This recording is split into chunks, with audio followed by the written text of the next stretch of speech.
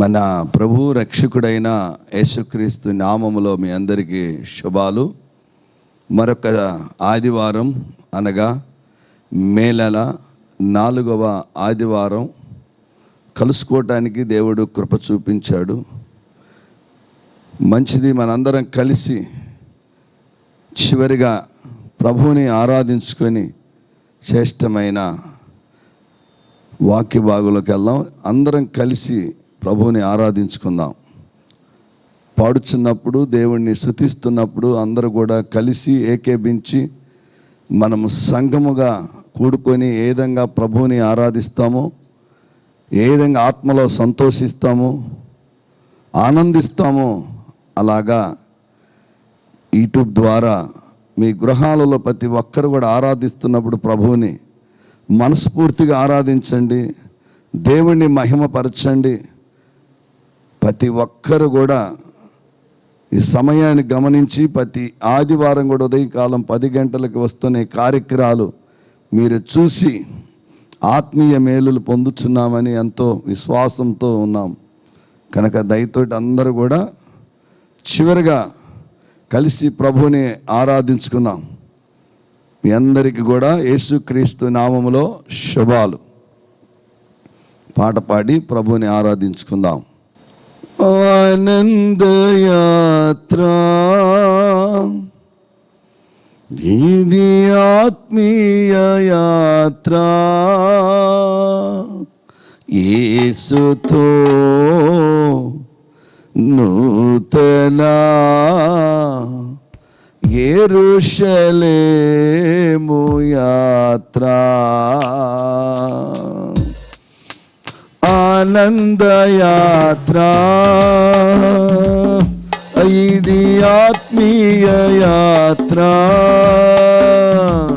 యేసుతో నూతన యెరూషలేము యాత్ర. మన యేసుతో నూతన యెరూషలేము యాత్ర. యేసుని రక్తము పాపముల నుండి విడిపించును. యేసుని రక్తము పాపముల నుండి విడిపించును. ఏనోళ్ళతో స్తుతించినాను, తీర్చలేము ఆ రుణమును. ఏనోళ్ళతో స్తుతించినాను, తీర్చలేము ఆ రుణమును. ఆనందయాత్ర ఇది ఆత్మీయ యాత్ర. అందరం మనసారా దేవుని స్తుతిద్దాం. నూతన యెరూషలేముకి యాత్ర, నిత్య సీయోనుకి యాత్ర, పరమఖానానికి యాత్ర. దేవుళ్ళు ఆనందిద్దాం, మనసారా దేవుణ్ణి ఆరాధిద్దాం, దేవుణ్ణి స్తుతించండి, మహిమపరచండి, ఘనపరుచుకుందాం దేవుణ్ణి.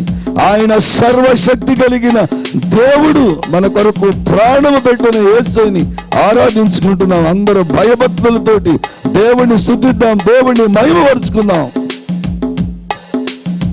రాత్రియు పగలయు పాదములకు రాయి తగలకుండా, రాత్రియు పగలయు పాదములకు రాయి తగలకుండా, మనకు పరిచర్య చేయుట కొరకై దేవదూతలు మనకుండగా, మనకు పరిచర్య చేయుట కొరకై దేవదూతలు మనకుండగా.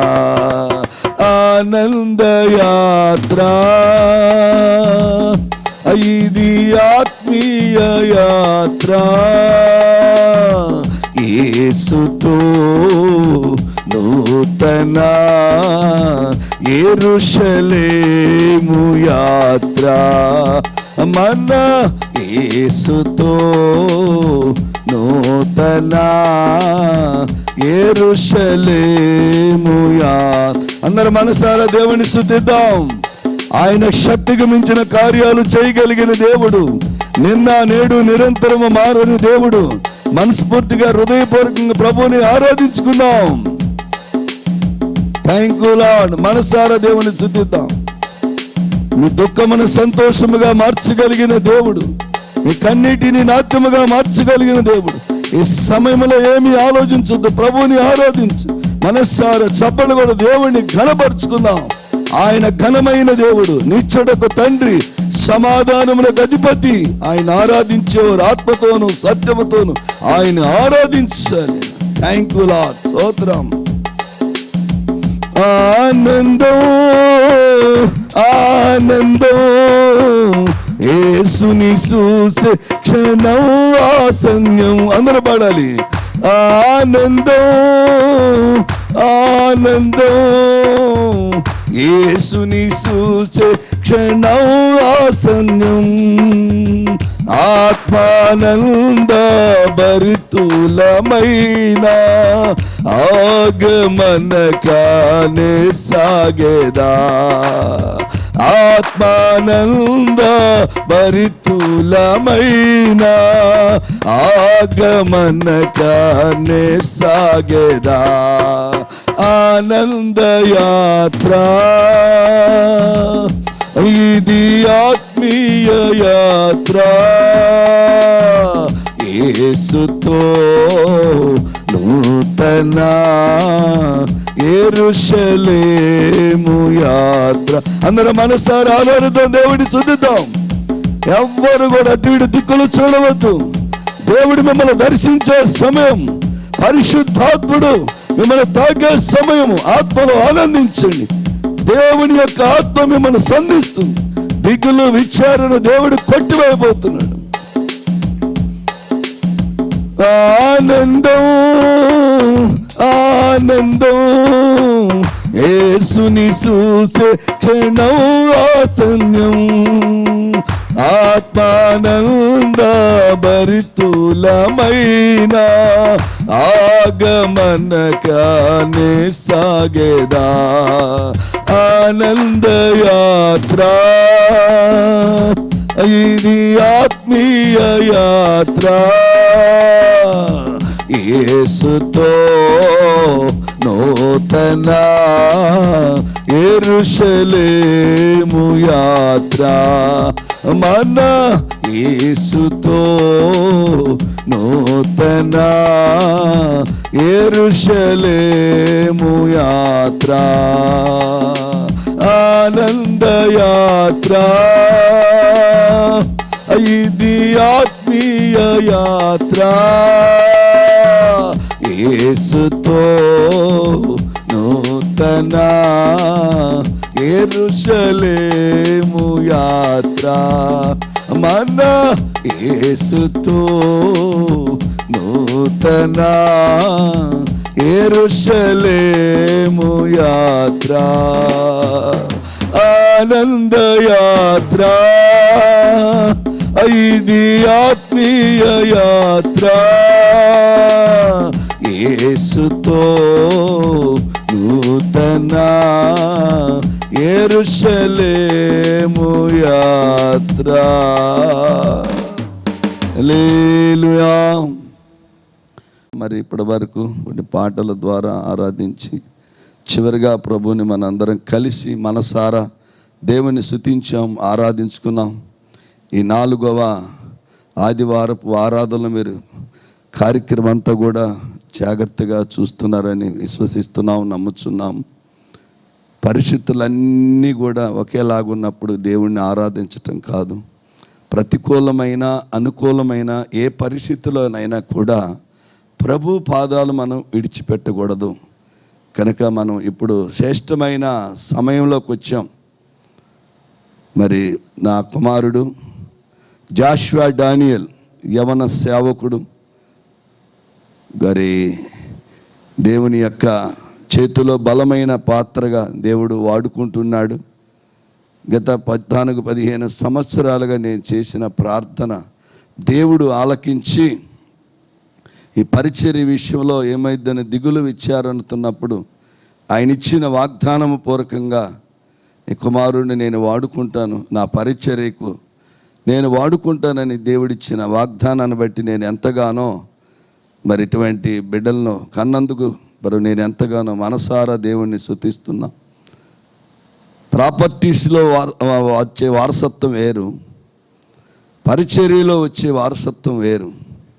ఎందుకంటే ఈ అంచె దినాలలో చాలామంది ప్రాపర్టీల కొరకు అనేకమైన వాటి కొరకు పాకులాడుతున్నారు, కానీ ప్రారంభించిన ఈ పరిచర్య ఏమైద్దో అని ఏమాత్రం విచారం లేదు, ఏమాత్రం ఆలోచన లేదు.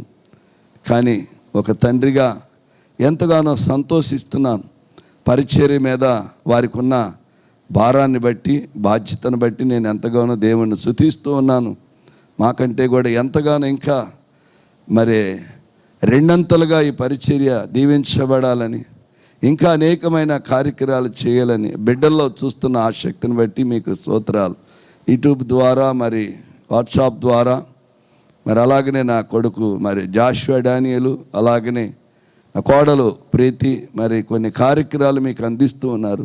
ఈ ఆధ్యాత్మికమైన ఈ కార్యక్రమాలు చూసి మీరు ఆత్మీయ మేలులు పొందాలని మనస్ఫూర్తిగా హృదయపూర్వకంగా కోరుకుంటున్నాను. ఈ ప్రత్యేకమైన సమయంలో దేవుని వాక్యము కొరకు మనం ప్రార్థన చేసుకుందాం.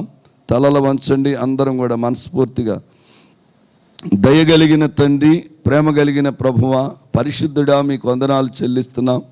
ఈ 4వ ఆదివారపు ఆరాధనలో ఇప్పటి వరకు కొన్ని పాటల ద్వారా మీరు మహిమ పొందున్నారు. చివరిగా నిన్ను ఆరాధించుకున్నాం, నిన్ను స్తుతించుకున్నాం.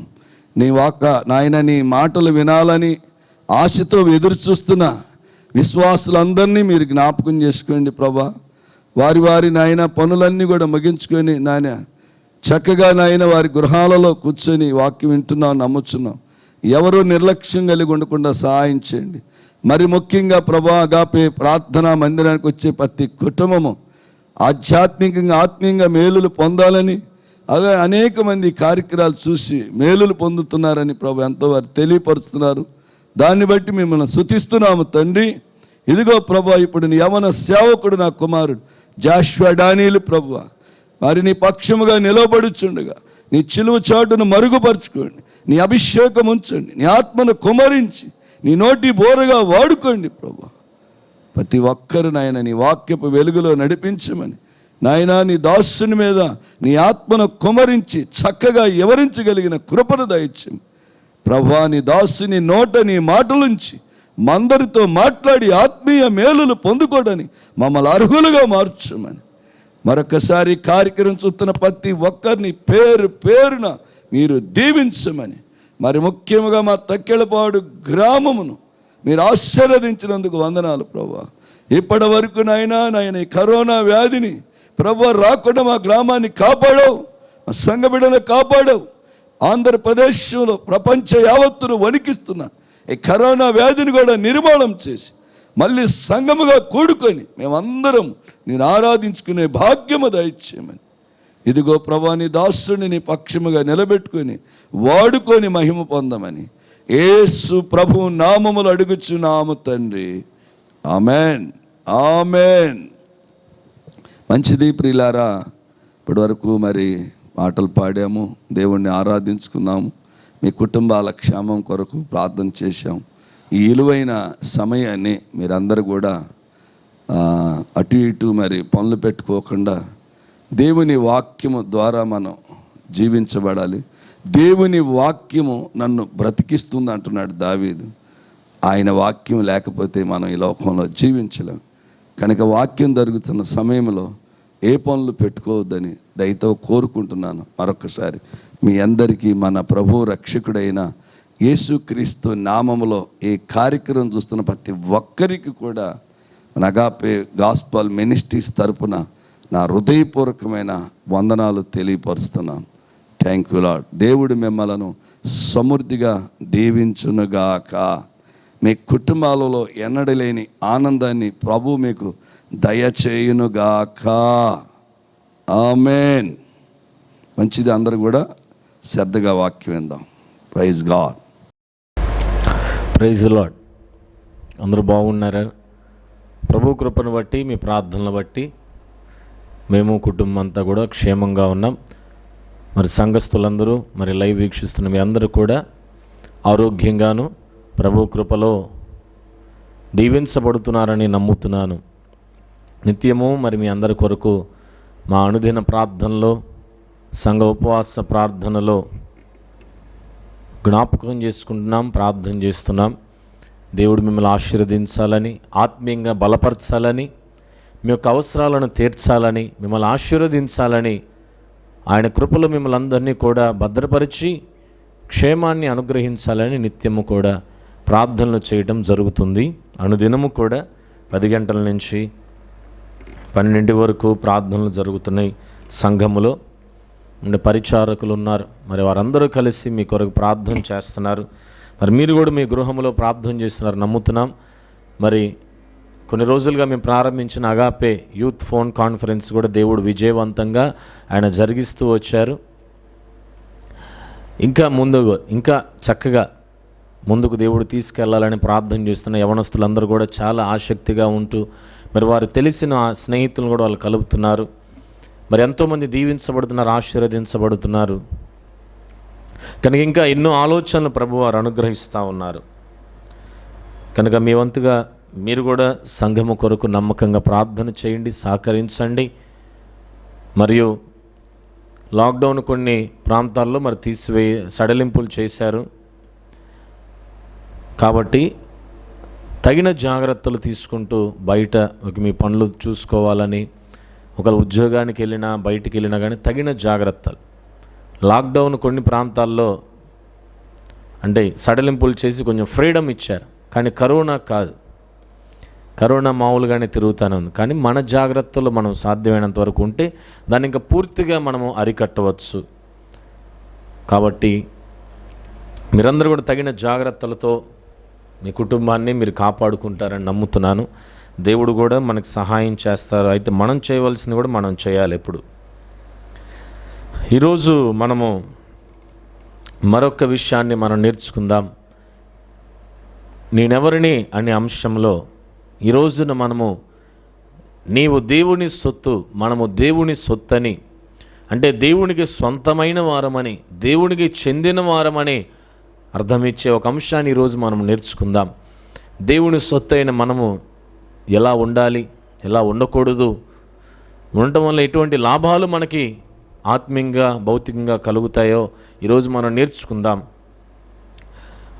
అపోస్తలుడైన పౌలు కొరింథీయులకు రాసిన మొదటి పత్రిక 6వ అధ్యాయము 18, 19, 20 వచనాలను నేను చదువుతున్నాను.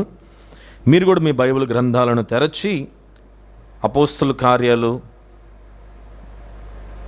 అపోస్తలుడైన పౌలు కొరింథీయులకు రాసిన మొదటి పత్రిక 6వ అధ్యాయం 18 నుంచి 20 చదువుకుందాం అందరము కలిసి. జారత్వమునకు దూరముగా పారిపోవుడి. మనుష్యుడు చేయు ప్రతి పాపమును దేహమునకు వెలుపల ఉన్నది కానీ జారత్వము చేయువాడు తన సొంత శరీరమునకు హానికరముగా పాపము చేయుచున్నాడు. మీ దేహము దేవుని వలన మీకు అనుగ్రహింపబడి మీలో నున్న పరిశుద్ధాత్మకు ఆలయమై ఉన్నదని మీరు ఎరుగరా? మీరు మీ సొత్తు కారు, విలువ పెట్టి కొనబడిన వారు గనుక మీ దేహముతో దేవుణ్ణి మహిమపరుచుడి అనే వాక్య భాగం పౌలు రాస్తున్నాడు. ఈ వాక్యాన్ని మనం ధ్యానించుకునే ముందు చిన్న ప్రార్థన చేసుకొని మనము వాక్య భాగంలోకి వెళ్దాం. ప్రేమ నమ్మకం కలిగిన తండ్రి, నీకు వందనాలు. తండ్రి, మేము నీ సొత్తు, నీవు దేవుని సొత్తు, నేను నీ సొత్తు అనే అంశము తండ్రి మేము ధ్యానిస్తుండగా నీ ఆత్మను మా పైన కుమ్మరించి ఈ వాక్యం ద్వారా అనేక మంది బిడ్డలు దీవించబడినట్లుగా సహాయము చేయండి. వారు మీరు ఆశీర్వదించండి. వాక్యం ముగించబడే లోపు నేను నా సొత్తు కాదు, దేవుని చేత వెలకట్టి కొనబడిన వాడను అని ప్రభువా మేము గ్రహింపులోకి రావడానికి సహాయము చేయండి. దేవుని చేత వెలపెట్టి కొనబడిన వారమనే గ్రహింపులోకి మీరు రావడానికి సహాయము దయచేయమని వాక్యాన్ని వీక్షిస్తున్న ప్రతి బిడ్డను మీరు పేరు పైన మీరు దీవించమని, నీ సన్నిధిని మాకు తోడుగా ఉంచమని యేసు నామములో ప్రార్థిస్తున్నాం తండ్రి, ఆమేన్. మరి మనము ఎవరు సొత్తు అంట?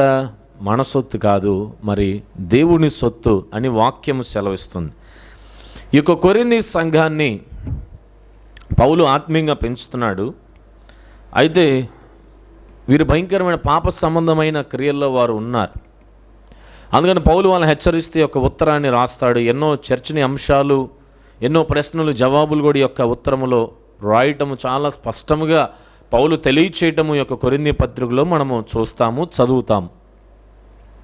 ఎందుకంటే వారు అన్య సంబంధమైన లోక సంబంధమైన నడవడికలో నుంచి ఆత్మ సంబంధమైన నడకలోకి వారు వస్తున్నారు క్రొత్తగా. అందుకని వారు ఎలా నడవాలి, ఎలా ఉండాలి, ఎలా ఉండకూడదు అనే ఎన్నో అంశాలు పౌలు మొదటి కొరింథీ పత్రికలో చాలా స్పష్టముగా ఆయన వివరించి చెప్పటం జరిగింది.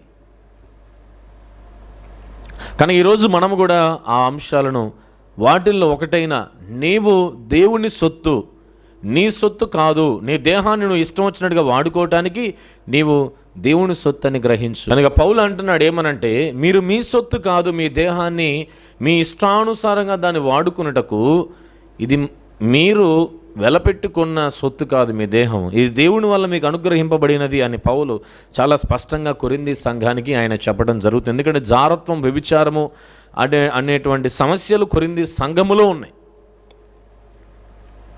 అందుకని పౌలు వాళ్ళని చాలా తీవ్రంగా హెచ్చరిస్తూ ఈ మాటలు రాస్తున్నాడు. ఈ కొరింథీ సంఘంలో మొదటి 6 అధ్యాయాల వరకు మనం గమనిస్తే ముఠాలు అంటే గ్రూపిజమ్స్, విభజనలు, అంటే ఎవరికి వారు వేరైపోయి నేను ఫలానా గ్రూపు, నేను అపోలోకు చెందినవాడిని, నేను పౌలుకు చెందినవాడిని, నేను పేతురుకు చెందినవాడిని, నేను యేసు ప్రభువుకు చెందినవాడిని అని అనుకుంటే ఎవరికి వాళ్ళు గ్రూపులు కట్టుకుంటున్నారు సంఘములో.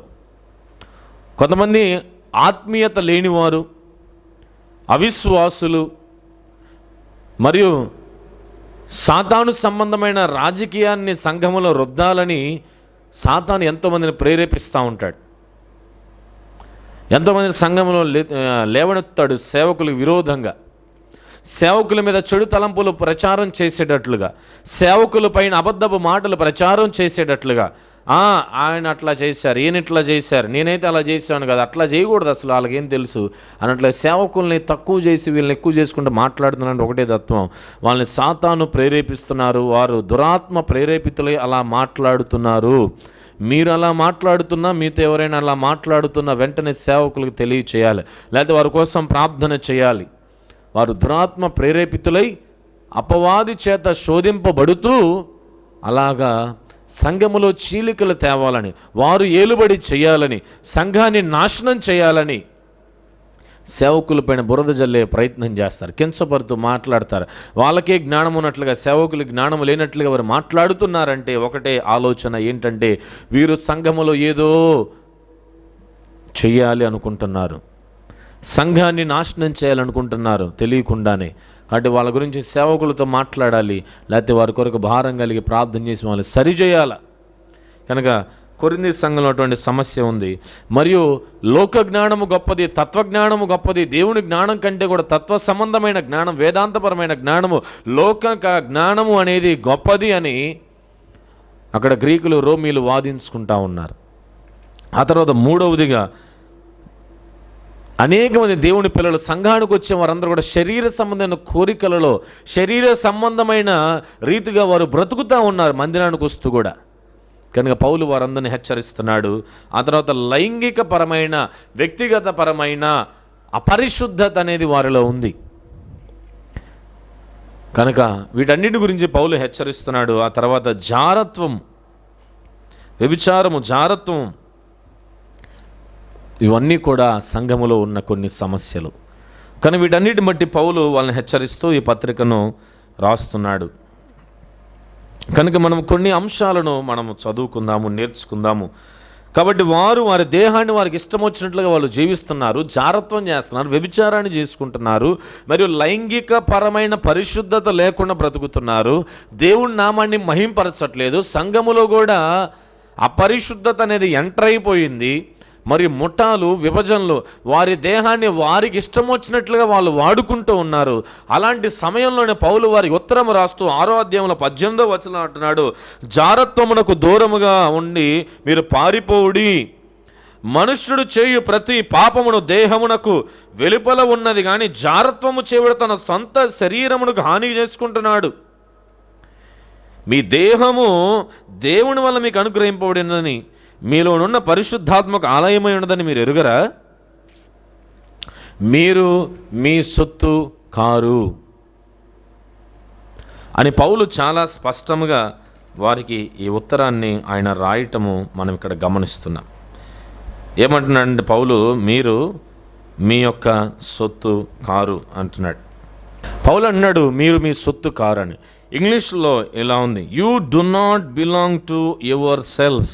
అంటే నీకు చెందినవాడవు కాదు. అంటే నా శరీరం అండి, నా ఇష్టం వచ్చిన నేను బ్రతుకుతాను అనే అధికారం నీకు లేదని ఈ కొరింథీ సంఘానికి పౌలు చెప్తున్నాడు. ఒకవేళ అప్పటికి చెందినదండి, ఇప్పుడేంటి? వారికి ఆ సమస్య ఉంది కాబట్టి పౌలు రాశాడు. దానికి దీనికి సంబంధం ఏముంది? అలా కనుక నువ్వు అనగలిగితే మరి ఇలా కూడా మనం ఆలోచించాలి. ఏమని? సరే, మరి బైబిల్లో ప్రతి లేఖనాన్ని అలానే అనుకుందామా? మరి మనకు చెందింది కాదు ఆనాటి కాలానికని అట్లా అనరాదు. మళ్ళీ పౌలు ఆనాటికే కాదు, మరి ఈనాడు బైబిల్ మన చేతిలో ఉందంటే ఏంటి అర్థం? ఇది మనకు కూడా వర్తిస్తుంది. మనకు చెందిన వారము కాదు, మన దేహం మనకు చెందినది కాదంట, మరి దేవునికి చెందినదని పౌలు 1 కొరింథీయులకు రాసిన పత్రికలో 6వ అధ్యాయం 18 నుంచి 19, 20 వచనాల్లో తాను చక్కగా వివరించడం జరుగుతుంది. కనుక మన దేహాన్ని మనకిష్టం వచ్చినట్లుగా మనం వాడకూడదు. నా దేహము దేవుని సొత్తు, ఆయన కట్టాడు, పుట్టించాడు, నిర్మించాడు, కాబట్టి ఇది ఆయనది. ఆయన నన్ను తల్లి గర్భములో వేశాడు, తల్లి గర్భములో నేను రూపింపబడక ముందే నన్ను ఎరిగి ఉన్నాడు. మరి ఆదాము దగ్గర నుంచి మనం మొదలు పెడితే, మన పితరుడు అయిన ఆదాము దగ్గర మనం ప్రారంభిస్తే, మట్టిని తీసి దాన్ని బొమ్మగా చేసి దానిలో వాయువును ఊదటం వల్ల తాను మనిషిగా మార్చబడ్డా. అంటే దేవుడే స్వయంగా మనిషిని నిర్మించాడు. ఈ మనిషి దేవుడి యొక్క సృష్టి. అసలు దేవుడే సృష్టించకపోతే మనం ఉండేవారమే కాదు. కనుక ఈ దేహము ఆయన నిర్మించాడు, ఈ శరీరాన్ని మనం బహుమానంగా ఇచ్చాడు. వాక్యంలో గర్భఫలము యెహోవా ఇచ్చు బహుమానం. అంటే మనల్ని బహుమానంగా తల్లిదండ్రుల గర్భంలో దేవుడే పెట్టాడు. ఆయన పెట్టకపోతే మనకి శరీరం ఉండే కాదు, ఆత్మ ఉండేది కాదు, ప్రాణం ఉండేది కాదు. కనుక ఇది ఎవరి సొత్తు? మరి సాక్షాత్తు దేవుడే ఈ భూమి మీదకి మనల్ని పంపించాడు కనుక ఇది ఆయన సొత్తు, ఇది ఆయనకి చెందినది. కాబట్టి మనం ఎలా ఉండాలి, ఈ దేహముతో ఎలా ఆరాధించాలి, దేవుని సొత్తైన మనము ఎలా బ్రతకాలి, ఎలా ఉండాలి, ఎలా ఉండకూడదనే కొన్ని సత్యాలను ఈరోజు ఒక 7 విషయాలను మనం నేర్చుకుందాము క్లుప్తంగా. మొదటిదిగా 6వ అధ్యాయంలోనే కొన్ని వచనాలను మనం చదువుకుందాం. 18వ వచనంలో ఉంది కదా, జారత్వమునకు దూరముగా పారిపోవుడి. మరియు 13వ వచనాన్ని కూడా మనం చదువుకుందాం. 6:13 భోజన పదార్థములు కడుపు భోజన పదార్థములకును నియమింపబడి ఉన్నవి. దేవుడు దానిని వాటిని నాశనము చేయను. దేహము జారత్వము నిమిత్తము కాదు గాని ప్రభువు నిమిత్తమే, ప్రభువు దేహము నిమిత్తమే అనే వచనాలు ఇక్కడ ఉన్నాయి. మొదటిగా మనం నేర్చుకోవాల్సిన అంశం ఏంటంటే, దేహము జారత్వము కొరకు కాదు, దేవుని కొరకే. ఏంటంటండి? దేహము జారత్వము కొరకు కాదు, మరియు ఏంటంట? దేవుని కొరకే. దేహముతో చేసినది ఆత్మకి ఎలా అంటుకుంటుంది అనే కొన్ని బోధలు ఉన్నాయి. నీ దేహముతో, నీ శరీరముతో నువ్వు ఎలా అయినా జీవించవచ్చు, నీ ఇష్టానుసారంగా నువ్వు బ్రతకచ్చు, నీ ఇష్టం వచ్చినట్లుగా నువ్వు జీవించవచ్చు. ఎందుకంటే అది నీ దేహానికి చెంది, నీ ఆత్మ రక్షించబడింది గనక, నీ ఆత్మ లోపల ఉంటుంది గనక నీ ఆత్మకే ఇబ్బంది లేదు. కానీ అది నీ దేహానికే ప్రాబ్లం. నీ దేహానికి, నీ శరీరానికి ఇది మట్టికి మట్టే అయిపోతుంది. ఆత్మ దేవుని దగ్గరికి వెళుతుంది గనక నీ ఆత్మకి ఏమి కాదు. నీ శరీరంతో నువ్వు ఇష్టం వచ్చినట్టుగా జీవించవచ్చు, ఆత్మకి నో ప్రాబ్లం, రక్షణకు నో ప్రాబ్లం. నీకు పరలోకం గ్యారంటీ, నీ ఇష్టం వచ్చిన నువ్వు బ్రతకచ్చు రా అని బోధలు చేసే తప్పుడు బోధలు ఎన్నో ఉన్నాయి. అది కాదు. ఇక్కడ పౌలు ఏమంటున్నాడు? నీ దేహము నీది కాదు, ఇది దేవునిది, దేవుని కొరకే అని పౌలు చాలా స్పష్టంగా సెలవిస్తున్నాడు. మరి గ్రీకులు యొక్క సిద్ధాంతాన్ని వారు రుద్దుతున్నారు ఆ టైంలో. ఎందుకంటే దేహం వల్ల మనకేమి, దేహం వల్ల చేసే పాపము అది ఆత్మకు అంటదు కనుక దేర్ ఈజ్ నో ప్రాబ్లం, మనకి ఇష్టం వచ్చినట్టు మనం జీవించవచ్చు అని ఆ గ్రీకులు రోమిలకు, మరి రోమిల నుంచి అది కొరింథీయులకు యొక్క సాంప్రదాయం అనేది, ఇటువంటి సిద్ధాంతం అనేది అంటుకుంటుంది. అయితే పౌలు వాళ్ళని హెచ్చరిస్తున్నాడు, ఇదిగో జారత్వం అనేది మీలో చాలా సర్వసాధారణమైన ఒక కార్యం అయిపోయింది. మీ దేహాన్ని అమ్ముకొని బ్రతుకుతున్నారు. మీరు మీ దేహంతో ఇష్టానుసారమైన శరీర కోరికల, లైంగిక వాంఛలను మీరు తీర్చుకుంటూ మీ ఇష్టం వచ్చినట్లుగా మీరు బ్రతుకుతున్నారు. మీకు ఎంత ధైర్యం అసలు అలాగా? ఈ దేహం మీదని మీరు అనుకుంటున్నారా? ఈ దేహం మీది కాదు, ఇది దేవుని సొత్తు అయి ఉన్నది, ఇది దేవునికి సంబంధించినది. ఈ దేహం అనేది మీ ఇష్టం వచ్చినట్లుగా మీరు బ్రతుకుతున్నారు, మీ ఇష్టానుసారంగా ఈ దేహాన్ని మీరు వాడుకుంటున్నారు. ఈ దేహము దేవుని కొరకే అని పౌలు వారిని హెచ్చరిస్తున్నాడు. జారత్వం వివాహం కాక మునుపు మన యొక్క శీలాన్ని చెరిపివేసుకోవటం, మన యొక్క సాక్ష్యాన్ని చెరిపివేసుకోవటం. వాక్యము సెలవిస్తుంది ఏమనంటే పాన్పు పరిశుద్ధముగా ఉండాలని. శరీరాన్ని అమ్మి వేసుకోవటం పాపానికి, ఆ వ్యామోహముతో, లైంగిక శరీర సంబంధమైన కోరికలతో మన శరీరాన్ని మనం అమ్ముకోవటమే జారత్వం, వ్యభిచార సంబంధమైన పాపము. కనుక మన దేహాన్ని మనము జాగ్రత్తగా కాపాడుకోవాలి, మన ఆత్మను మనము జాగ్రత్తగా కాపాడుకోవాలి అని పౌలు మనకు సెలవిస్తున్నాడు. ఈ దేహము నీ ఇష్టం వచ్చినట్లుగా వాడుకోవడానికి ఇది నీది కాదంటున్నాడు. మరి ఈ దేహము ఎవరిదంటున్నాడు పౌలు? ఈ దేహము దేవుని కొరకే. అక్కడ ఉంది 13వ వచనంలో ఏమని?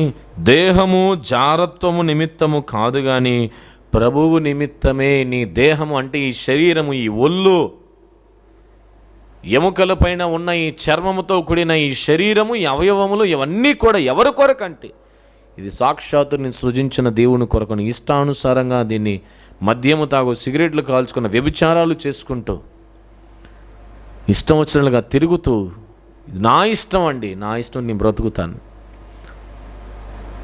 తప్పండి అది. దేహము దేవుని నిమిత్తమే, ప్రభువు నిమిత్తమే అని చాలా స్పష్టంగా పౌలు చెప్పడం జరుగుతుంది. ఈ దేహముతో మనం ఏమి చేయాలో తెలుసా? ఈ దేహము దేవుని నిమిత్తమో నీకు తెలుసా అంటే హెబ్రీయులకు రాసిన పత్రికలో మనం ఒకసారి 10వ అధ్యాయము మనం చదివితే 5వ వచనము, 7వ వచనము, 9వ వచనాన్ని మనం చదువుకుందాం. హెబ్రీయులకు రాసిన పత్రికలో 10వ అధ్యాయము 5వ వచనాన్ని చదువుతున్నాను, చూడండి, మీరు కూడా చదవండి. కాబట్టి ఆయన ఈ లోకమందు ప్రవేశించినప్పుడు ఇలాగూ చెప్పుచున్నాడు, బలియు అర్పణయు నీవు కోరలేదు కానీ నాకొక శరీరమును అమర్చితివి, పూర్ణ హోమములను పాప పరిహారార్థ బలులను నీకు ఇష్టమైనవి కావు. అప్పుడు నేను గ్రంథము చుట్టలో నన్ను గూర్చిన వ్రాయబడిన ప్రకారము దేవా నీ చిత్తము నెరవేర్చుటకు ఇదిగో నేను వచ్చి ఉన్నానంటిని. 9 ఆయన నీ చిత్తము నెరవేర్చుటకు ఇదిగో నేను వచ్చి ఉన్నానని చెప్పుచున్నాడు. ఇవన్నీ ధర్మశాస్త్రం చెప్పు నర్పింపబడుచున్నవి. ఆ రెండవ దానిని సిద్ధపరచుటకు మొదటి దానిని కొట్టివేయుచున్నాడు. ఈ దేహము దేని నిమిత్తమని హెబ్రీ పత్రికలో గ్రంథకర్త చెప్తున్నాడంటే ఈ దేహముతో మనం దేవుని చిత్తాన్ని జరిగించాలి. ఈ దేహము దేవుని చిత్తాన్ని చేయడానికి, ఈ దేహము దేవుని మహింపరచడానికి, ఈ దేహము ప్రభువు కొరకు కానీ మన శరీర కోరికలను తీర్చుకునేటకు కాదు, మన ఇష్టానుసారంగా దీన్ని వాడుకునేటకు కాదు అనే పౌలు చాలా సూటిగా స్పష్టముగా ఆయన ఇక్కడ జవాబిస్తున్నాడు. మొదటిగా ఏంటంటే ఈ దేహము జారత్వం నిమిత్తము కాదు, లేకపోతే శరీర కోరికల నిమిత్తము కాదు, లేకపోతే త్రాగుడుకో మద్యానికో అలవాటైపడి మాదక ద్రవ్యాలకు అలవాటు పడిపోయి ఇది నా ఇష్టము, నా ఇష్టం వచ్చి నేను బ్రతుకుతానంటే కుదరదు. ఎందుకంటే ఈ దేహము నువ్వు వెలపెట్టి కొన్నది కాదు. ఈ దేహము దేవుని నిమిత్తము, దేవుని కోసము. కనుక మన జీవితాన్ని మనం పరిశుద్ధముగా మనం కాపాడుకోవాలి. మన దేహాన్ని పరిశుద్ధంగా కాపాడుకుంటూ మనం ప్రభువుని మహింపరుస్తూ ఉండాలి. రెండవదిగా మనం నేర్చుకుందాము. 6వ అధ్యాయం 13వ వచనంలోనే మనం చదువుకున్నట్లుగా, 6వ అధ్యాయం 13వ వచనంలోనే మనం చదివాం కదా. మొదటేమో దేహము జారత్వం నిమిత్తం కాదు, ప్రభువు నిమిత్తమే అని ఉంది. ఆ తర్వాత ఏంటంటే ప్రభువు దేహము నిమిత్తమే అని. రెండవది ప్రభువు దేహము నిమిత్తమే అంటే అనగా నీ దేహము నిమిత్తమే ప్రభు ఈ లోకానికి దిగి వచ్చాడు. నమ్ముతారా ఆ సత్యాన్ని? నీ దేహము నిమిత్తమే ప్రభువారి ఈ లోకానికి దిగి వచ్చారు. అంటే నీ దేహాన్ని, నీ ఆత్మను, నీ ప్రాణాన్ని, ప్రాణాత్మ దేహములను పరిశుద్ధపరచాలని ఆయన సిలువ రక్తముతో నిన్ను కడిగి నూతన పరిచు, నూతన జీవితాన్ని, నూతన ఆత్మను, నూతన సృష్టిగా నిన్ను మార్చి నిన్ను పరలోక రాజ్య వారసులుగా ఆయన చేయటానికి ఆయన ఈ భూలోకానికి దిగి రావటము జరిగింది అని గుర్తుపెట్టుకోవాలి.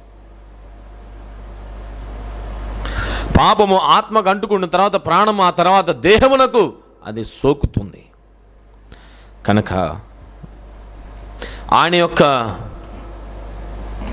భూలోకానికి రావటంలో యొక్క మొదటి రాకడలో ఉద్దేశము ఏంటంటే నీ దేహముకు అంటుకున్న పాపము, నీ శరీరమునకు అంటుకున్న పాపము, నీ ఆత్మకు అంటుకున్న పాపము, నీ ప్రాణములోని రక్తములో ఇమిడిపోయిన పాపము, వాటి యొక్క లక్షణాలను దేవుడు సమూల నాశనము చేయాలని ఆయన దిగి వచ్చాడు.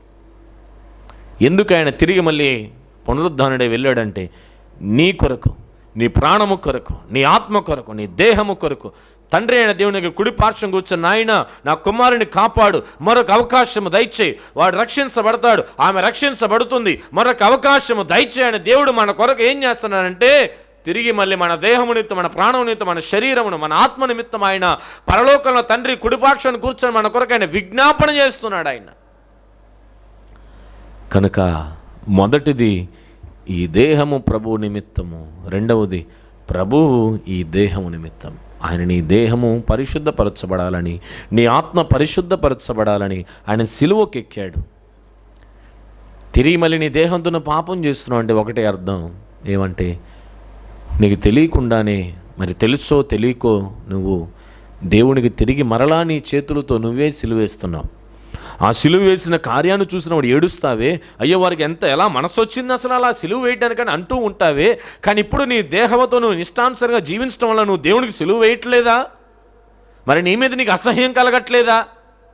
మరి వారిని నువ్వు అసహించుకున్నావు కదా ఆ దినాల్లో, సైనికులను, రాజులను, అధికారులను, యూదులని. మరి ఇప్పుడు నిన్ను నువ్వు అసహించుకోవాలి కదా మరి. ఎందుకంటే నీ శరీర కోరికలు తీర్చుకున్నటకు, నీ హృదయ ఆలోచన తీర్చుకున్నటకు, నీ దేహముతో, ఆత్మతో, ప్రాణముతో నువ్వు పాపం చేస్తుండగా తిరిగి మళ్ళీ దేవునికి నువ్వు సిలువ వేస్తున్నావు అనే అర్థం. కనుక ఒక్కసారి గ్రహించండి సహోదరులారా, ప్రియమైన దేవుని సంగమా, ఒకసారి ఆలోచించండి. మన దేహము దేవుని నిమిత్తమని గ్రహించండి.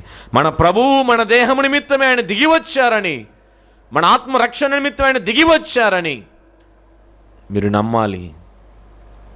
ఆ ప్రకారంగా జీవించాలని నేను కోరుకుంటున్నాను. మరియు మరొక విషయాన్ని మనం నేర్చుకుందాం. మూడవదిగా 14వ వచనాన్ని చదువుదాం. దేవుడు ప్రభువును లేపెను, మనలను కూడా తన శక్తి వలన లేపును.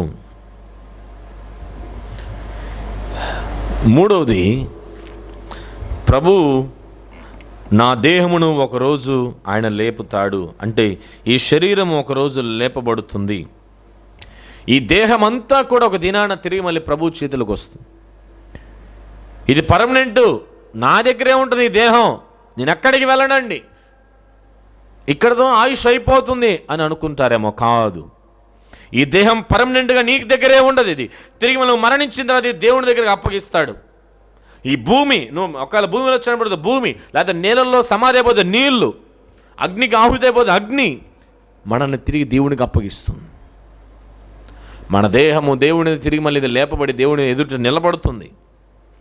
ఎలాగ దేహం పునరుద్ధానం అవుతుంది అనేది పౌలు కొరింథీయులకు రాసిన మొదటి పత్రికలోని 15వ అధ్యాయంలో తాను వివరించడం జరిగింది. 42వ వచనం నుంచి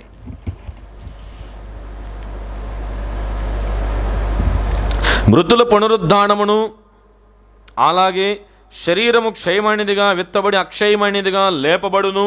గమనించండి వాక్యాలు. ఘనహీనమైనదిగా విత్తబడి మహిమ గలదిగా లేపబడును.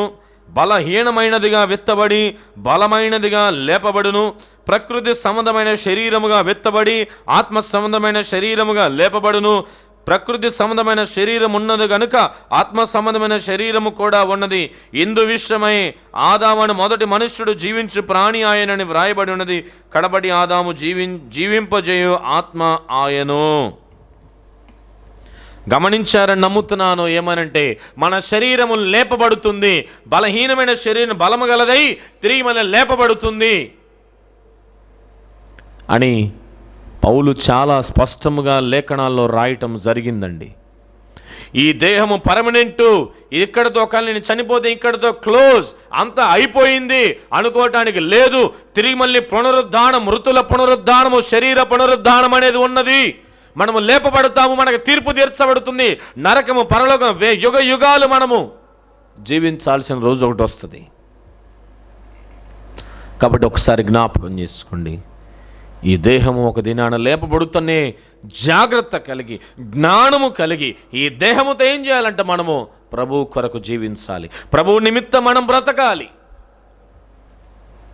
మన జీవితాన్ని మనం కాపాడుకోవాలి. సహోదరులారా, సహోదరులారా, మన జీవితాన్ని కాపాడుకోవాలి. దేవుని కొరకు మన జీవితాన్ని మనము జాగ్రత్తగా కాపాడుకోవాలి. ఈ దేహముతో దేవుని నామాన్ని మహింపరచాలి. తర్వాత 4వ విషయాన్ని మనం నేర్చుకుందాము. కొరింథీయులు రాసిన మొదటి పత్రికలోని 6వ అధ్యాయం 15వ వచనాన్ని చదువుతున్నాను. మీ దేహములు క్రీస్తుకు అవయవములై ఉన్నవని మీరు ఎరుగరా? ఏమంటున్నాడు? ఈ దేహము క్రీస్తుకు, మరి ఆయన సంఘానికి అవయవములంట.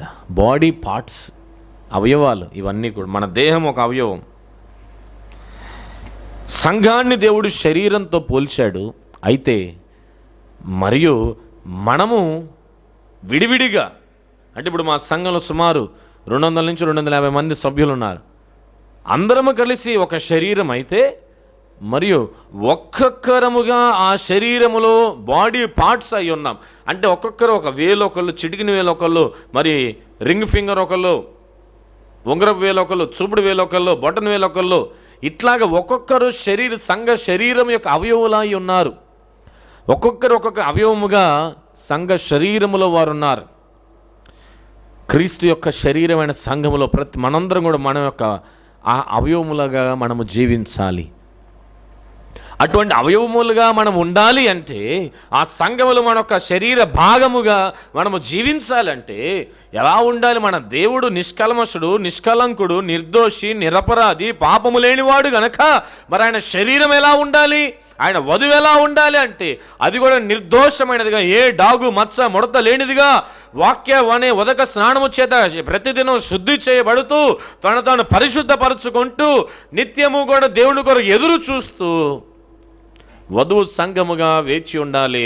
మరియు దేవుని శరీరమైన సంఘము కూడా అలానే పరిశుద్ధంగా కాపాడుకుంటూ ఉండాలి. కనుక సంఘములో ఒక శరీర భాగమైన మనము అపవిత్రంగా ఉంటే అపవిత్రత అనేది ప్రతి భాగానికి వ్యాపిస్తుంది.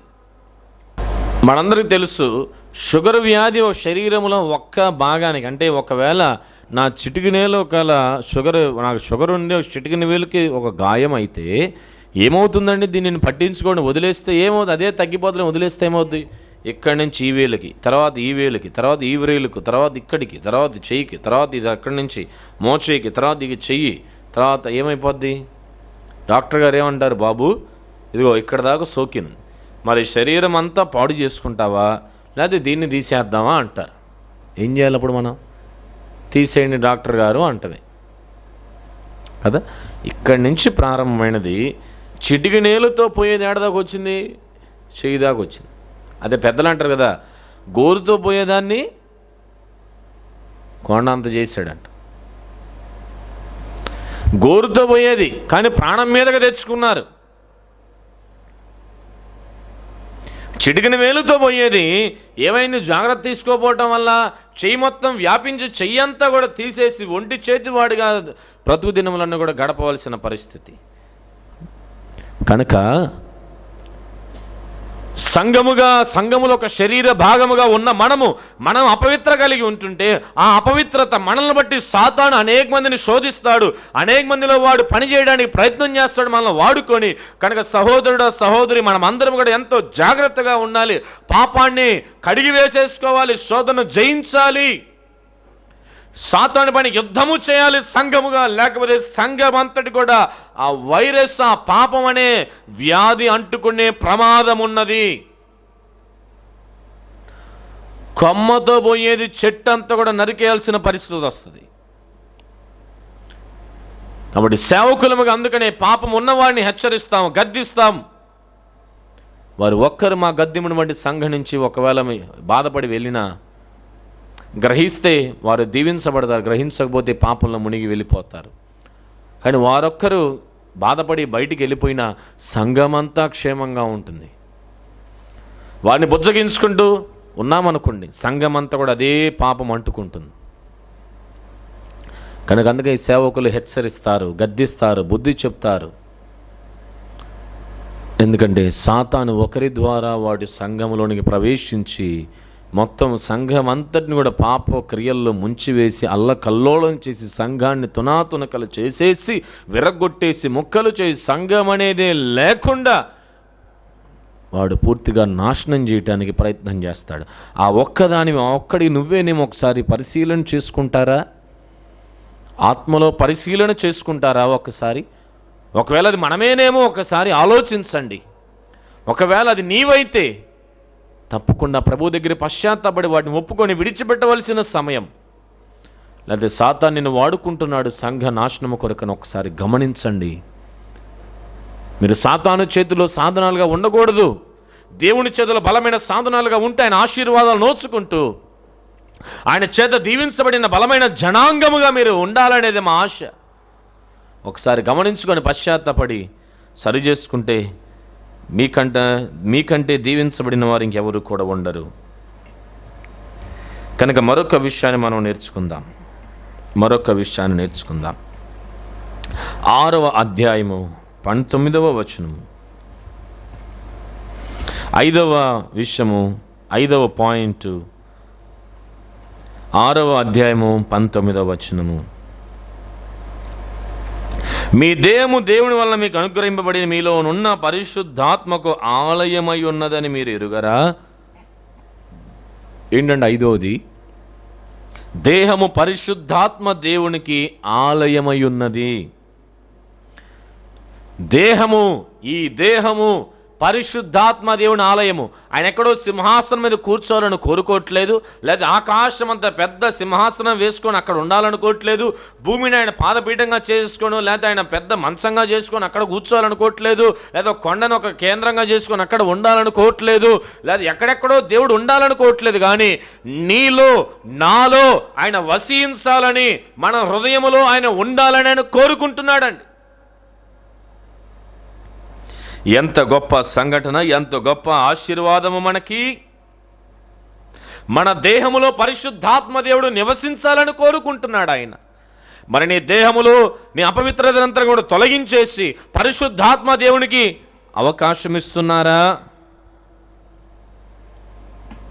ఎంతమంది వారు చేతినిస్తారు, దేవునికి పని చేస్తారు, చేతులతో కాళ్ళతో పరిగెత్తుతారు దేవుని దగ్గరికి సువార్త అంటే. కానీ హృదయం మాత్రం దేవునికి దగ్గరగా ఉండదు. అన్ని విషయాల్లో ముందుగానే ఉంటున్నారు, సహాయం చేసే విషయంలో ముందుగా ఉంటున్నారు, మరి ఏదైనా పంచాలంటే ముందుగా ఉంటున్నారు, కానుకంటే ముందుగా ఉంటున్నారు, ఉపవాసం అంటే వస్తున్నారు, ఏదైనా సహాయక కార్యాలు మనం చేయాలంటే ముందుగా వస్తున్నారు, లేదా పనులు చేయాలంటే ముందుకు వస్తున్నారు, సువార్తకు వెళ్దామంటే పరిగెత్తుకుంటూ వస్తున్నారు.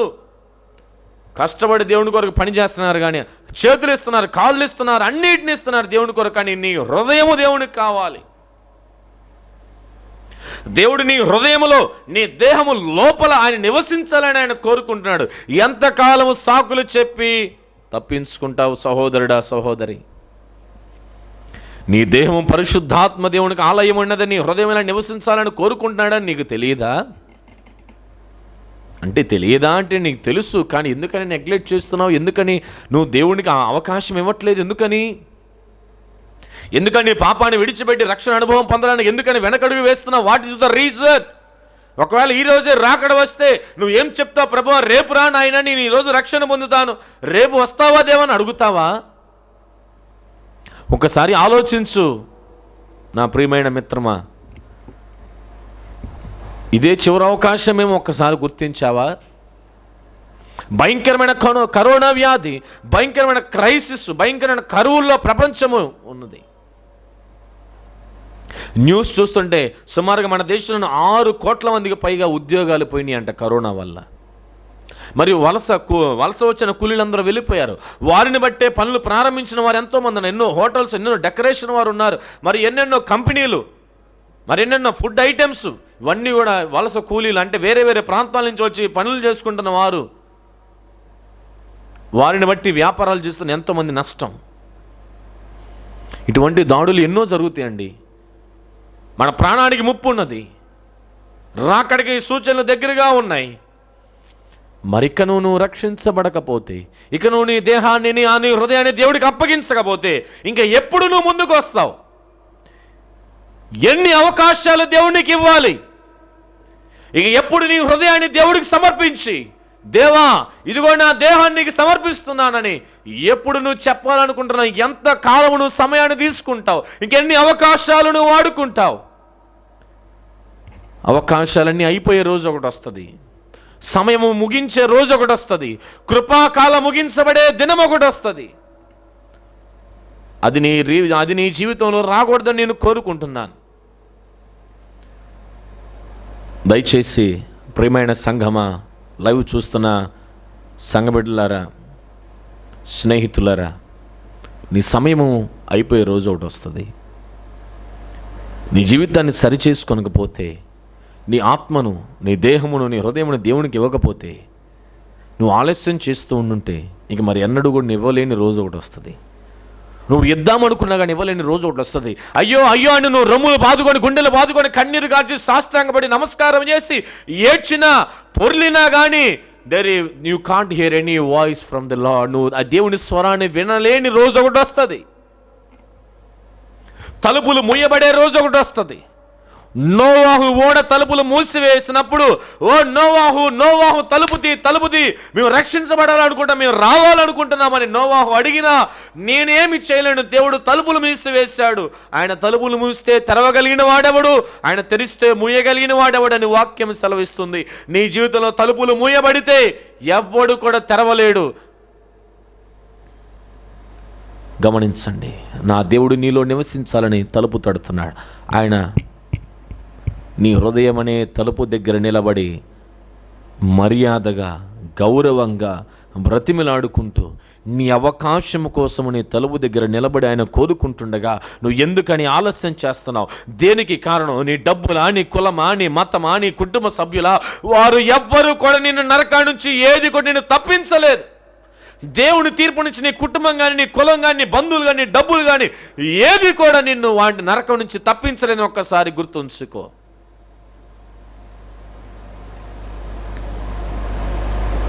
ప్రియుడా, ఇదే నీకు చివరి అవకాశం. సహోదరి, ఇదే నీకు చివరి అవకాశమేమో. ఎందుకని ఆలస్యం? ఎందుకని నిర్లక్ష్యం? రేపు చూద్దాంలే అని ఎందుకని? దేవుని ఉగ్రత దిగి రావట్లేదనా? పాత నిబంధనలో జరిగినట్లుగా ఒప్పుకోకపోతే వెంటనే దేవుని ఉగ్రత ఎలాగైతే దిగి వచ్చిందో, పాపం చేసిన వెంటనే దేవుని తీర్పు ఎలాగైతే దిగి వచ్చిందో అలా దిగి రావట్లేదనేనా నీ ధీమా? కృపాకాలం ముగించబడితే, అవకాశాలు నువ్వు కోల్పోతే, ఎన్ని వేలు డబ్బులు ఇచ్చి నువ్వు స్పాన్సర్లు చేసి సేవకులు ప్రార్థన చేయించుకున్నా, ఎంత పెద్ద సేవకులతో నువ్వు ప్రార్థన చేయించుకున్నా నో యూజ్. ఏ రూపాయి అంత ₹1 ఉపయోగం కూడా ఉండదు. మిమ్మల్ని బ్రతిమలాడుకుంటున్నాను, నా చేతులు జోడించి మిమ్మల్ని బ్రతిమలాడుకుంటున్నాను. సహోదరుడా, సహోదరి, అవకాశము పోతే తిరిగి మళ్ళీ రాదు. కృప నిన్ను విడిచిపోతే తిరిగి మళ్ళీ రాదు. కృపను కోల్పోవద్దు, అవకాశాన్ని కోల్పోవద్దు. దయతో రక్షించబడు. నీ మనస్సును మార్చుకో, నీ జీవితాన్ని దేవునికి సమర్పించు. ఎవరి కోసం నువ్వు ఆగుతున్నావు? దేనిని బట్టి నువ్వు ఎదురు చూస్తున్నావు? నువ్వు దేవుని కోసం ఒక అడుగు ముందుకు వేస్తే నీ విషయాలకు సంబంధించిన ప్రతిదీ దేవుడే చూసుకుంటాడండి. నువ్వు దేని నిమిత్తం అయితే ఆగుతున్నావో, నువ్వు రక్షణ పొందకుండా దేనికోసమైతే నువ్వు ఆగుతున్నావో దాని తర్వాత చూద్దాంలే అని ఉపయోగం లేదు. ఉపయోగం లేకుండా నేను ఎదురు చూస్తున్నావని గుర్తుపెట్టుకో. నా దేవుడు నీలో నివసించాలని కోరుకుంటుంటే నువ్వు ఎంతకాలం ఇంకా నువ్వు ఆయన్ని వద్దులే తర్వాత చూద్దాం ప్రభువా అంటావు. సొలొమోను మందిరములో దేవుడు పూర్తిగా ఆయన మహిమతో నింపబడ్డాడని వాక్యంలో రాయబడి ఉంది. అలానే నా దేవుడు కూడా నీలో, నాలో, మన హృదయములో, మన దేహములో ఆయన పూర్తిగా నింపబడాలని కోరుకుంటున్నాడు ఆయన. హల్లెలూయా. అవకాశాన్ని ఇస్తావా దేవునికి? నీ పాపం నుంచి విడుదల పొంది, దేవా నాలో నివాసము చేయి, లార్డ్ బీ ఇన్ మీ, నాలో ఉండు అని దేవుణ్ణి అడుగుతావా? నేను నిలబడలేనండి, నేను చేయలేండి, నేను దేవుని కొరకు నిలబడలేనండి అని కొంతమంది రక్షణ నిర్లక్ష్యం చేస్తున్నారు. సరే, ఒకవేళ స్టూడెంట్స్ అయితే నువ్వు చదవలేవు కదా, మరి ఎందుకు చదువుకుంటున్నావు? మరి ట్యూషన్లు ఎందుకు నీకు చదువు రానప్పుడు మరి వదిలేసే, మానేసే, పొలం పనికి వెళ్ళు, అది ఎక్కడ వచ్చాడు కూలి పని చేసుకోవచ్చుగా. మరి ఎందుకని పదే పదే ఎందుకు ట్రై చేస్తున్నావు? ఒకవేళ పెద్దలైతే మీరు వ్యాపారంలో ఓడిపోతే మళ్ళీ ఎందుకు ట్రై చేస్తున్నారు? మరి నా వల్ల కాదని చేతులు ఎత్తేసి పక్కన కూర్చోవచ్చు కదా, ఇంట్లో కూర్చోవచ్చుగా.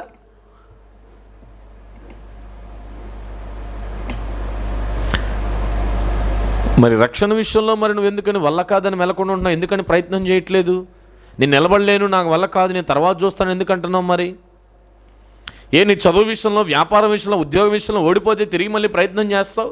కానీ రక్షణ విషయంలో ఈ ఉద్యోగం, చదువు ఏది కూడా నేను పరలోకాన్ని తీసుకెళ్ళి, నీ పనికి రాని వాటన్నింటి గురించి నువ్వు ఎంతగా ఆలోచిస్తున్నప్పుడు, లోక సంబంధమైన వాటి కోసం నువ్వు ఎంతగా ఆలోచిస్తున్నప్పుడు, మనల్ని పరలోకాన్ని తీసుకెళ్ళి నిత్య జీవాన్ని మనకు అనుగ్రహించే రక్షణ మారు మనసు విషయం మాత్రం నేను చేయలేను, ఉండలేను, తర్వాత చూద్దాం అని అనుకుంటున్నావు.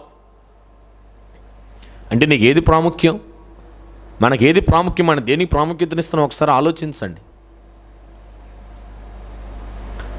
ఒకసారి గమనించండి. నువ్వు నిలబడగలవు అనే ధైర్యంతో రక్షణ పొందు. దేవుడిని అడుగు, దేవుడిని రక్షిస్తాడు. నీ పాపం నుంచి విడుదల పొందడమే రక్షణ పొందడం. ఒప్పుకో, పశ్చాత్తపడు, ప్రభువా నీ కొరకు బ్రతుకుతానని తీర్మానం చేసుకో. నీ తీర్మానం మీద నిలబడు. నిలబడగల శక్తిని దేవుడు నీకు అనుగ్రహిస్తారా? ఆయన నీకు నమ్మకం ఉందా? ఒకసారి ఓడిపోతే తిరిగి మళ్ళీ పరిగెత్తుతావు. ఆయన నిత్య జీవాన్ని ఇచ్చే రక్షణ మారు మనసు మాత్రం నేను ఓడిపోతాను అసలు ప్రయత్నం చేయకుండానే నేను చేయలేనని చేతులు ఎత్తేస్తావు. ఇది నీ ఉద్దేశం కాదు, సాతాను నేను అలా చేయిస్తున్నాను, లొంగిపోతున్నావు. ఎంత హాస్యాస్పదం. మన యొక్క ప్రాముఖ్యత నిత్యత్వానికి సంబంధించి కాకుండా లోక సంబంధమైన వాటికేమో పడిపోతే లెగుస్తాము, ప్రయత్నం చేసి ఓడిపోయినా కానీ తిరిగి మళ్ళీ ప్రయత్నం చేస్తావు. రక్షణ విషయంలో, మారు మనసు విషయంలో, పశ్చాత్తపడే విషయంలో, దేవాడని రక్షించని విషయంలో మాత్రం కనీసం ప్రయత్నం కూడా చేయలేకపోతున్నావు. నేను చేయలేనని మెలకుండా పక్కన ఉండిపోతున్నావు. సాతానుని ఎలా ప్రేరేపిస్తున్నాడో ఒక్కసారి గమనించి, గ్రహించి, మీ మనసును మార్చుకొని మారు మనసు పొంది, రక్షణ పొంది, బాప్తిస్మం అనుభవంలోకి వస్తారని నేను నమ్ముతున్నాను. కనుక జాగ్రత్త కలిగి మన జీవితాన్ని మనమే కాపాడుకోవాలండి. దేవుడు నీలో నివాసం చేయాలనుకుంటున్నాడు. ఆయన అవకాశం ఇవ్వండి, మీ జీవితాన్ని ఆశీర్వదిస్తాడు. తర్వాత 6వ విషయాన్ని మనం నేర్చుకుందాం. 6:19 కొరింథీ 6:19. మీ దేహము దేవుని వల్ల మీకు అనుగ్రహింపబడి మీలోనున్న పరిశుద్ధాత్మక ఆలయమై ఉన్నదని మీరు ఎరుగరా? మీరు మీ సొత్తు కారు. ఏంటంట? మనము మన సొత్తు కాము అని వాక్యము సెలవిస్తుంది.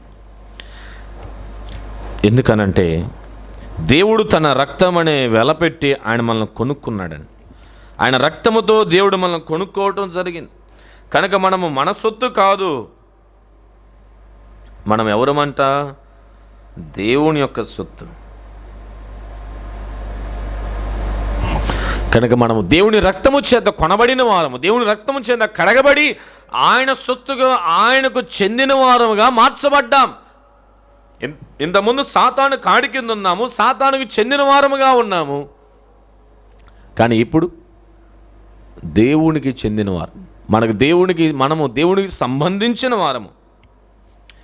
ఆయన ఇష్టం వచ్చినట్లుగా మనం జీవించాలి. ఆయన మనం కొనుక్కున్నాడు, తన రక్తముతో మనం కొన్నాడు ఆయన. కనుక మనం ఇప్పుడు ఆయన సొత్తు, ఆయన ఇష్ట ప్రకారముగా మనము జీవించాలి, ఆయన కోరినట్లుగా మనము జీవించాలి. కనుక మన జీవితాన్ని మనం ఆయనకి సమర్పించుకొని మనము ఆయన చిత్త ప్రకారంగా మనము జీవించాలి. ఆయన స్వరక్తం ఇచ్చి నిన్ను కొన్నాడు సహోదరుడా, ఇంకెందుకు నువ్వు పాపానికి బానిసగా ఉంటున్నావు? ఆయన స్వరక్తం ఇచ్చి నిన్ను కొన్నాడు సహోదరి, ఇంకా పాపంలోనే ఉంటావా? పాప బంధకాల్లోనే మునిగిపోతావా? పాప తలంపుల్లోనే ఇంకా మిగిలిపోతావా? ఆయన రక్తముతో నిన్ను కొన్నాడు. ఇంకెప్పుడు గ్రహిస్తావు? ఎప్పుడు మనసును మార్చుకుంటావు? ఎప్పుడు నీ మనసును దేవుడికి సమర్పిస్తావు? ఒకసారి గ్రహించి మీరు మీ మనస్సుని ఒకసారి దేవుని వైపు మళ్ళించండి, మోకరించి ప్రార్థించండి. దేవుడు అధిగమించగలిగిన శక్తిని నీకు అనుగ్రహిస్తారు. ఆయన తన ఆత్మతో అభిషేకించి నేను వాడుకుంటాడు. ఆయన నీవు దేవుని సొత్తని నీవు గుర్తుంచుకోవాలి. కనుక మరొక విషయాన్ని కూడా మనం నేర్చుకుందాం. మరొక విషయము చివరిది, 7వది 6:20, 6వ అధ్యాయం 20వ వచనం. విలువ పెట్టి కొనబడిన వారము గనక మీ దేహముతో దేవుణ్ణి మహిమపరచుడి. అనగా దేహానికి నూతన యజమాని దేవుడే. దేహానికి నూతన యజమాని దేవుడే. మన దేహానికి నూతన యజమానుడు దేవుడని గుర్తుపెట్టుకోవాలి. ఇంతకు ముందేమో సాతాను మన యజమానుడుగా ఉన్నాడు, సాతాను మన మిత్రుడుగా ఉన్నాడు, వాడి కింద బానిసలుగా మనం పడి ఉన్నాము. కానీ ఇప్పుడైతే మనం ఎవరమంట? మనము దేవుని కింద మనము బ్రతుకుతున్నాము. దేవుడు తన రక్తమిచ్చి మన కొనుక్కొని తన కుమారులుగా ఆయన చేసుకున్నాడని మనం చెప్పుకున్నాము. ఆయన బిడ్డలుగా చేసుకొని ఆయన సొత్తుగా, ఆయనకు చెందిన వారముగా, ఆయనకు సంబంధించిన వారముగా, ఆయనకు ఇష్టమైన వారముగా మన ప్రభు మనల్ని మార్చేసుకున్నాడు. హల్లెలూయా.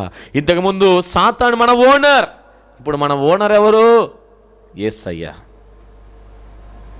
అంటే మన ఓనర్ యొక్క ఇష్టాలు మనం నెరవేర్చాలి. ఆయన ఇష్టాలు మన ఇష్టాలుగా మార్చబడాలి. ఆయన సంతోషమే మన సంతోషముగా, ఆయన చిత్తమే మన చిత్తముగా మార్చబడాలి. ఎందుకంటే యేసుక్రీస్తు ప్రభువారు అంటారు, ఈ లోకానికి ఆయన దిగి వచ్చినప్పుడు తండ్రి చిత్తము చేయటమే నాకు సంతోషం, తండ్రి చిత్తము చేయటమే నాకు ఆహార పానీయములై ఉన్నవి. ఈ లోకము దాని ఆశలు గతించిపోవును, కానీ ఎవడైతే దేవుని చిత్తమును జరిగిస్తాడో వాడు నిరంతరము నిలిచియుండును అని యోహాను తన పత్రికలో అంటాడు, మొదటి పత్రికలో. కనుక దేవుడు మన యజమానుడిగా మారిపాడు. Now we are under the ownership of Jesus Christ. మనం దేవుని యొక్క యాజమాయిషి కింద ఉన్నాం. ఇప్పుడు దేవుడు మన యజమానుడిగా ఉన్నాడు, మనం ఇప్పుడు ఆయన నాయకత్వంలో ఉన్నాం ఇప్పుడు మనము. కనుక మన ఓనర్ యేసయ్యే. ఇప్పుడు ఆయన ఓనర్గా ఉంటే మనకి ఏ కొదువుగడు ఉండదండి. హల్లెలూయా. సహజమైన ఓనర్లకైతే మనం రెంట్ కట్టాలి మామూలుగా ఇళ్ళలో ఉంటే, కానీ యేసయ్య ఇంట్లో ఉంటే రెంట్ కట్టాల్సిన అవసరం. ఆ ఓనరే తిరిగి మళ్ళీ ఇంకా మనకి దీవెనలు రోజు అనుగ్రహిస్తూ ఉంటాడు. కనుక నీ ఓనర్ ఎవరు? యేసయ్యనా? మీ ఓనర్ యేసు ప్రభువేనా? ఒకసారి ఆలోచించండి. Who is our owner? మన ఓనర్ గారు ఎవరు? యేసు ప్రభువా, సాతానా? నీ ఓనర్ని మార్చేసావా?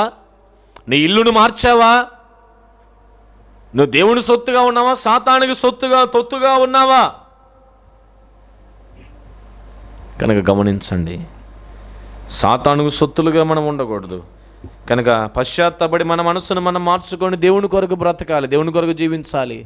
ప్రార్థన చేద్దామా? ఒకసారి కళ్ళు మూసుకొని ప్రతి ఒక్కరు కూడా ప్రార్థనలో ఏకీభవించండి. దేవా, ఈ దేహముతో నేను పాపం చేశాను, నా దేహముతో నా ఇష్టానుసారంగా నేను బ్రతికాను, నా ఇష్టమైన జీవితాన్ని నేను జీవించాను ప్రభువా. నేను నీ సొత్తని మర్చిపోయి నేను బ్రతికాను ప్రభువా. నా ఇష్టమని, నా సొత్తని, నా దేహం, నా ఇష్టం వచ్చినట్లు నేను బ్రతుకుతాను అని నా ఇష్టమైనట్లుగా నేను ఇప్పటివరకు జీవించాను దేవా, నన్ను క్షమించయ్యా, నన్ను మన్నించయ్యా, నన్ను బాగు చేయండి అయ్యా, నీ సొత్తుగా నన్ను మార్చండి అయ్యా అని ప్రార్థన చేస్తారు. అందరూ కూడా, ప్రతి ఒక్కరం కూడా ప్రార్థన చేద్దాం. పరిశుద్ధుడా, ప్రేమగల మా తండ్రి, మహోన్నతుడైన మా దేవానికి స్తోత్రాలు. ఇదిగోండి, ఇప్పుడు ఎవరైతే ప్రార్థన చేస్తున్నారో వారిని ఆత్మతో నింపండి ప్రభువా, వారిని సొత్తుగా మార్చండి నాయన, రక్షణ అనుభవంలోకి నడిపించండి ప్రభువా, నీ సిలువ రక్తముతో కడగండి నాయన, నీ ఆత్మతో వారిని మీరు అభిషేకించండి ప్రభువా. అయ్యా, పాపము నుంచి వారిని మీరు విడుదల దయచేయండి, నీ రక్తముతో వారిని మీరు కడగమని ప్రార్థన చేస్తున్నాం. నీ సిలువ రక్తముతో కడగండి ప్రభువా. అయ్యా, నిన్ను ఓనర్గా వారు పెట్టుకోవడానికి సహాయము చేయండి. సాతాను యొక్క కాడిని విరగగొట్టి వాడిపై నీ సులువైన కాడిని మోపమని ప్రార్థన చేస్తున్నాం. తండ్రి, నీ బిడ్డలందరూ నీ సొత్తుగా మార్చబడి, నీకు చెందిన వారిగా మార్చబడి, నీ ఆశీర్వాదాలు, నీ దీవెనలు వారందరూ అనుభవించే కృపను, ధన్యతను దయచేయమని అగాపే సంఘ బిడ్డలను, మా దేశాన్ని, మా నాయకులను, మా రాజ్యాలను, మా రాజులను, అధికారులను, ప్రధానులను, అయ్యా, ఈ లైవ్ వీక్షిస్తున్న ప్రతి ఒక్కరిని కూడా మీరు దీవించి ఆశీర్వదించి బలపరచమని, వాక్యములో పెంచమని, వాక్యానుసారంగా జీవించే కృపను దయచేయమని నజరుడైన యేసు నామములో ప్రార్థించి పొంది స్తుతులు చెల్లిస్తున్నాం మా తండ్రి, ఆమేన్. తండ్రి అయిన దేవుని యొక్క ప్రేమ, కుమారుడైన యేసు క్రీస్తు వారి యొక్క కృప, పరిశుద్ధాత్మ దేవుని యొక్క అన్యోన్య సహవాసము లైవ్ చూసిన మనకి, వాక్యాన్ని విన్న మనకును, మరియు సకల కోటి పరిశుద్ధులను సంఘస్థులకు సదాకాలము తోడయుండి నడిపించి దీవించి ఆశీర్వదించునుగాక. ఆమేన్, ఆమేన్, హల్లెలూయా. అందరికీ వందనాలు. మీరందరూ శ్రద్ధగా వాక్యాన్ని వినాలని నమ్ముతున్నాను. తిరిగి మళ్ళీ వచ్చే వారము కలుసుకునే వరకు దేవుని కృప సదాకాలం మనకు తోడయుండి నడిపించునుగాక. ఆమేన్, ఆమేన్.